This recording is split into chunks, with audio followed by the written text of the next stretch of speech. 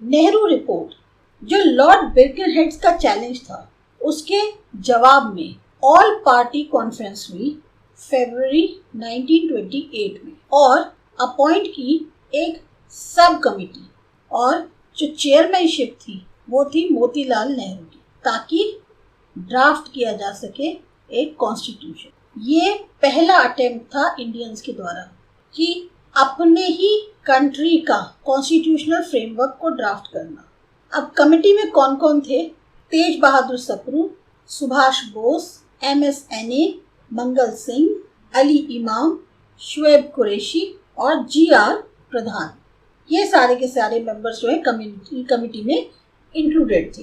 अब जो रिपोर्ट थी वो फाइनलाइज करी गई अगस्त 1928।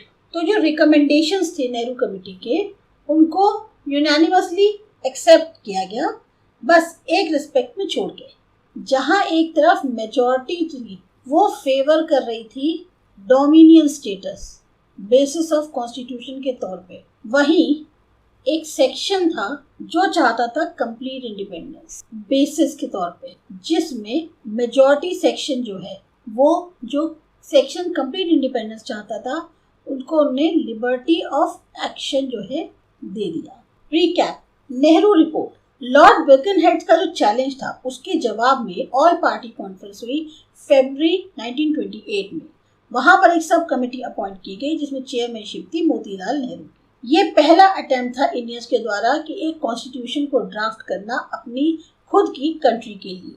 अब इस कमेटी में जो मेंबर्स शामिल थे वो थे तेज बहादुर सप्रू, सुभाष बोस, MS एने, मंगल सिंह, अली इमाम, शुएब कुरैशी और GR प्रधान। फाइनली जो रिपोर्ट बनी के आई वो आई अगस्त 1928 में।